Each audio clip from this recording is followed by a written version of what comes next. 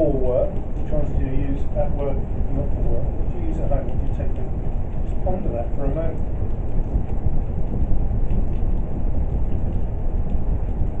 How much time do you spend on it? That? Is that?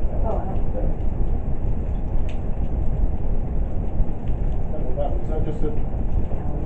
Is it a calendar? Looks more like a calculator. I don't know. The idea is that there are lots. You don't need to be specific about them. And how do you feel? What's your experience when you're engaging with digital communications? Do you feel good? No, really? Do we feel? So we okay. Whereabouts do we feel on the matrix?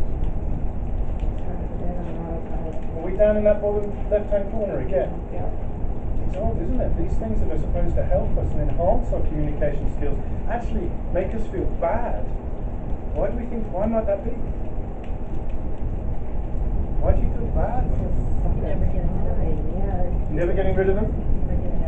Never get ahead. There's always more. You have a to-do list, and then you have all these emails you have to go through, and then it adds to your list, or you just feel overwhelmed. We're in this paid reality. We're overwhelmed. We've got information overload. We're continually distracted. We're not able to focus on anything because ping, ping, ping, ping. Oh, what did you like on Facebook?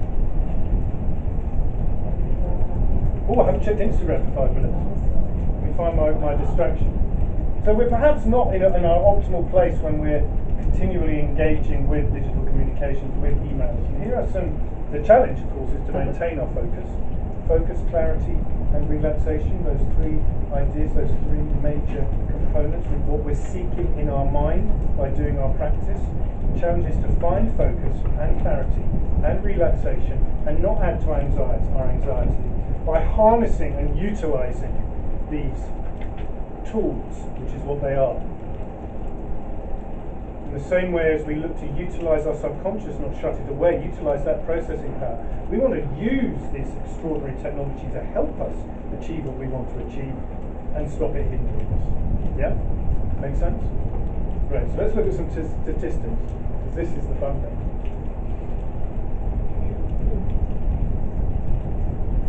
Now, I think that number's a little bit low.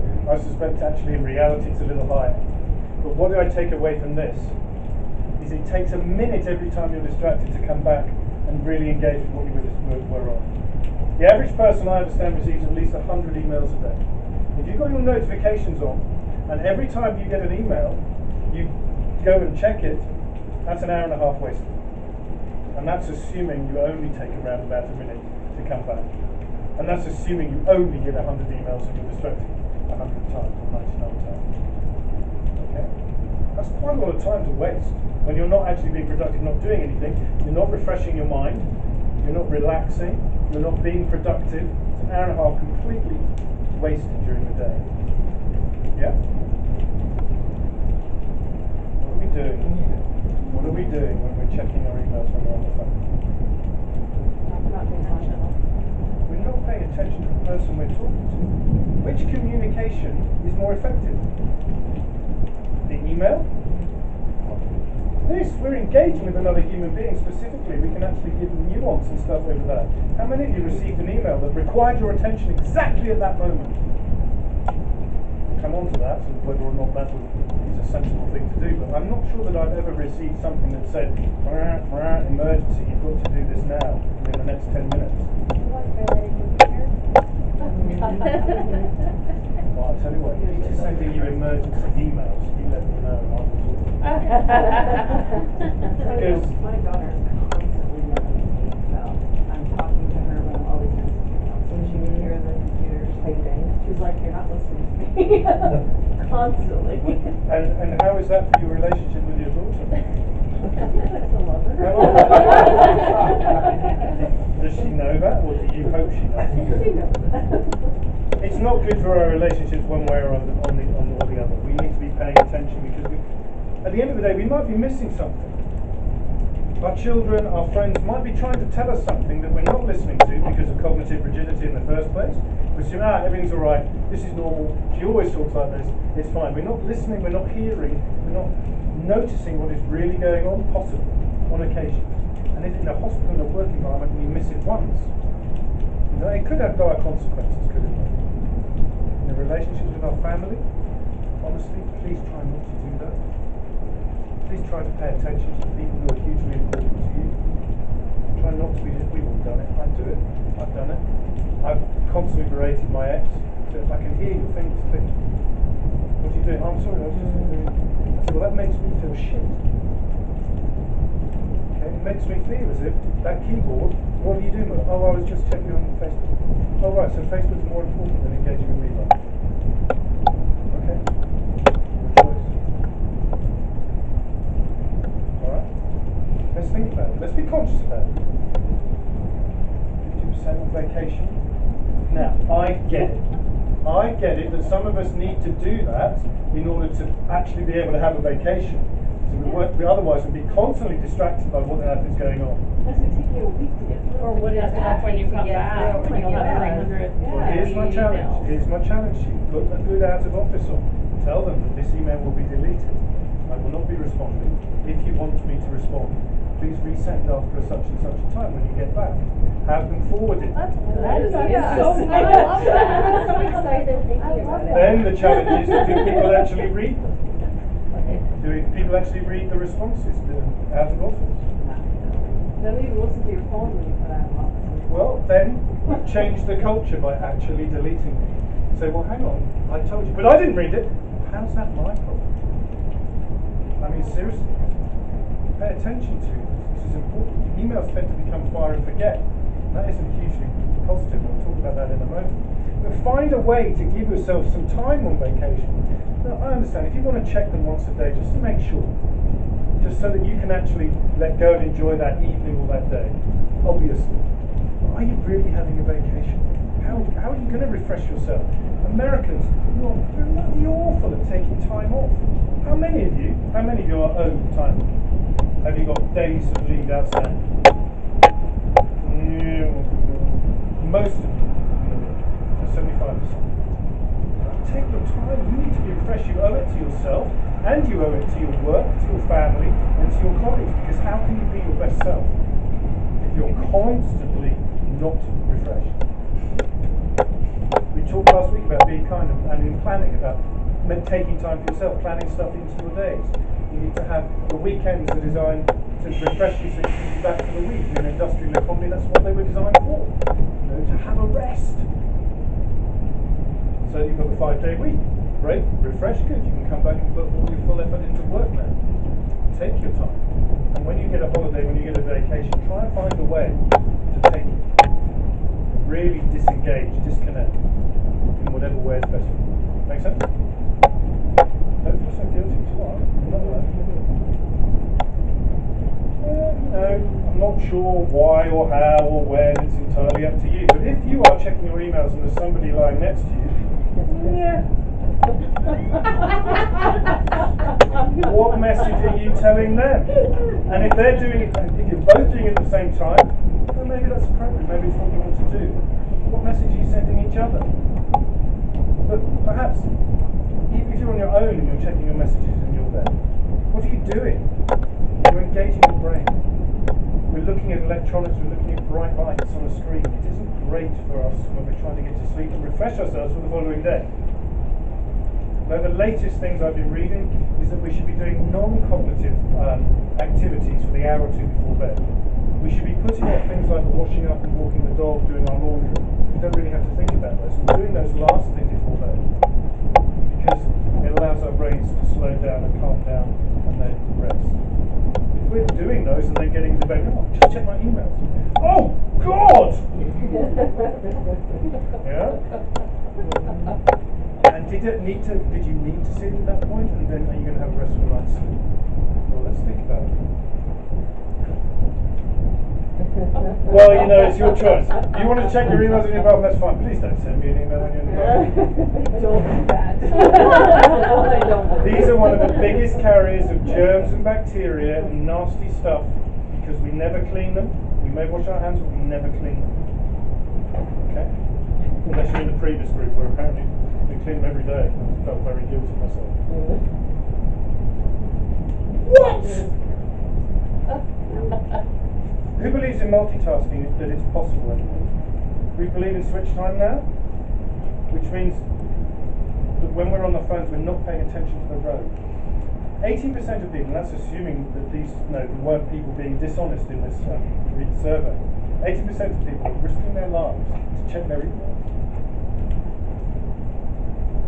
That, I'm sorry, that makes as much sense as not wearing a helmet on a motorbike in this state. Now, as a motorcycle rider, sorry, stupid. Willing to engage on that one. So email addiction is growing. It's not just email addiction though. We could add all sorts of things. We could add checking emails when driving, checking Instagram, checking Facebook, taking selfies. Oh, look at me while I'm driving. Now we've all seen it happens. Yeah? It's not good for us. So we need to try and avoid this. We need to find ways that we can do something about this. We need to try and act better and consciously. So we observe that dopamine craving and got a like on Facebook, have to check it to get another one. Observe it, see if it's happening to you, when it's happening to you. And if you don't like it, if it isn't a great experience, then here are some tips. Get rid of them. When have you ever received an email that is an emergency? And if someone's sending you an email for an emergency, how smart are they? Is that a culture you want to be in? Have you ever sent an email that needed responding within the next 5 minutes? We pick up the phone in that situation, generally. Text, because that's going to beep. Even texting's not smart, because that can be turned off too. Alright? So turn off those notifications. If you're getting 100 emails and you're checking every time something's notified, you're losing an hour and a half a day. Turn off the icons, turn off the sounds, whatever it is. And here's another tip, which I'll add to this. Turn your phone black and white. I don't know if I've mentioned that before, you can do that. Subsequently, it's less appealing to the eye. It's deliberately all these colourful things designed to grab your attention by the people behind the apps and the phones. Turn it off, don't get into it. Choose it when you want to choose it. And here's a radical concept. Don't take your phone everywhere you go. When we have our phones on us, we are thinking differently. Just because you have your phone on you. If you take a gun into an argument, you're going to have a different conversation than if you both go into an argument down there. You're suddenly under resourced. I don't need to worry about the person. If you've got your phone in your pocket, you're thinking about it. You're worrying about it. What am I missing? What was that? Who said that?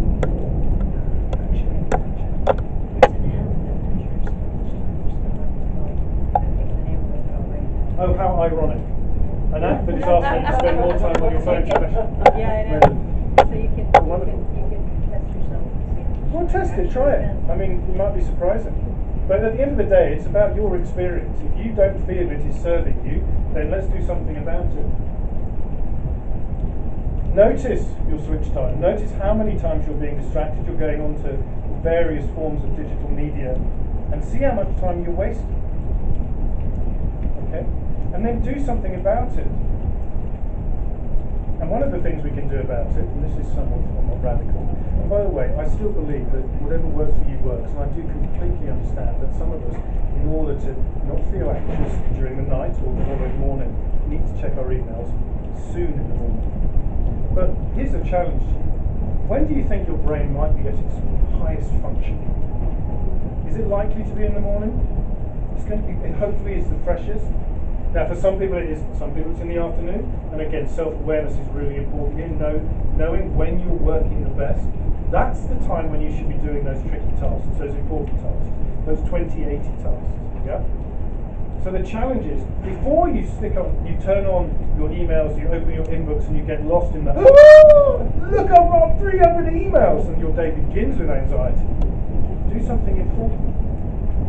Use this higher functioning brain. Is that a gunshot? Scared what we heard earlier, maybe. We're by a hospital. That'd be, no, I'm a conscious gunman. I'm going to take you near the hospital before I shoot. You'll be okay. Use your best mind to do the tasks that are really important. If you need to have a difficult conversation with someone, make You're better off having it when you're clear and focused and relaxed than when you're tired.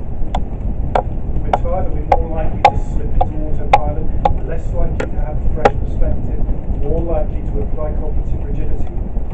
And the opposite, when we're fresh and potentially open and still vaguely excited about the day ahead, are we more likely to be open? Are we more likely to be willing to see what's really happening? Give it a go, try it, see what happens. Do something important before you jump into the rabbit hole of emails. Secure your time. Choose when you're going to go on your emails as opposed to letting them choose you. And do it deliberately. Think to yourself, okay, first thing in the morning, do I really need to check my emails? Is it going to make me feel better? And if the answer is no, when is it going to make me? I've got to do them at some point in the morning. I have to check them. But I probably don't really need to check them before 9 o'clock. I'm in at 7:30. Okay, so 9 o'clock till 10 o'clock I'm going to engage with emails, or 9 to 9:30, whatever's appropriate. I'm going to engage with my emails then. I'm not just going to flip backwards and forwards, I'm actually going to engage. Spend time on it, put my focus, my 100% focus on it, and answer the email. Great, then out of the way, and then I'm going to check at 4 o'clock before I go home. And then I'm not going to check when I'm at home, and I'm not going to check in the morning. Because that's your time, come on. Let's value our own time when we can. Okay? It's appropriate for you. It's about working out what works for you, which reduces your anxiety. This one's my favourite. I'm going to briefly pop on the other slide and just like to look at the pie chart of communication. 93% of communication is not the words you say. Which means when you're sending an email, you're using 7%. Okay? Which is seriously undermining the ability, your ability to have understanding. To give understanding and to gain. So here's my first question. Why are you sending an email? This is the question that I think we should be asking ourselves. Do I need to send an email? Can I do this another way? What is the most effective way to communicate? One-on-one, in person. Where is it? Next door.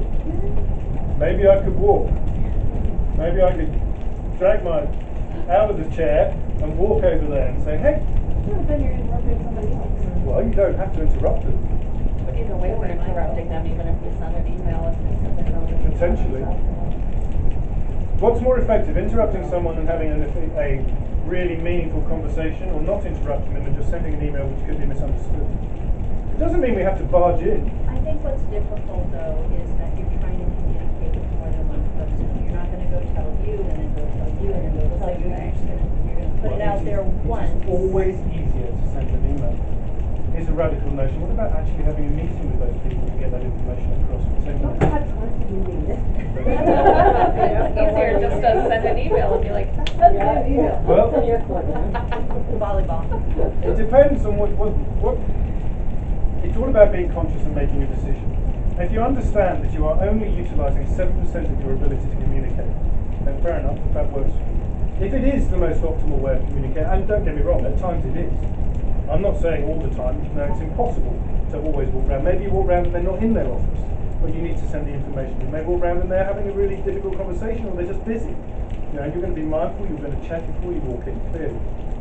Okay, maybe they're not even in the same building.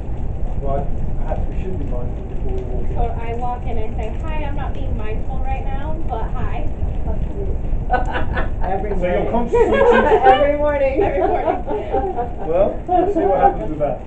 When you're Interesting way of concentrating on doing a it. task, somebody comes in and interrupts your flow. It's a tough one. It is a tough one. We need to be mindful of it. I'm very mindful of the fact it is now 10:30, so if you need to go, please do. I have two more that I'm going to mention. Okay, I'll go through them very quickly. But please be conscious about what you're sending. We've all received emails that we shouldn't. There's no reason we should block them. Check your CCs at the very least. Does it need to go to those people? If this is the best way to do it, fair enough. Absolutely, it is a tool. Use it as a tool. Don't just default to it because it's easy. Because communication is always better face to face, video, phone, and check your emails. Follow through on them. Note on them. Please confirm receipt. Please confirm understanding. What do you want out of them? Because just firing and forgetting them isn't good enough. Because we're all busy. We might miss it. We might just scan it and miss the important information. Follow up on them. And if you're following up with a phone call, why didn't you make the phone call first? Yeah? Think, but be conscious about it and choose what is to get your point across. And then make sure you're being understood, understanding that we're only using 7% of our ability to communicate. We need to be really, really specific with what we're saying. How many of you have received an email or a text and went, yeah, that could go either way? Yeah, I'm not sure what that means, so I don't know how to respond. If I go that way and I'm wrong, it's really tricky. There's no nuance. They're just words, so we have to be really, really careful and specific and deliberate with the words that we choose. Yes? Language is so important, it's hugely powerful. The idea that sticks and stones may break my bones, words will never hurt me, utter nonsense. And less I, more we. Emoticons don't work, and sorry and thank you go a long way. Yes? Last one. Need I say more? Take your time. If you need to vent, open Word, don't draft the email because you might send it by mistake. Open Word and vent. And write it all down, everything that you feel and think at that particular moment. And then take a moment before you send it. Preferably overnight, if you can. I've done this on a number of occasions. I have never ever sent exactly what I said in that venting email. I have often not sent anything. When I have sent something, it is always different to what I thought I wanted to say in the moment. Okay? Absolutely.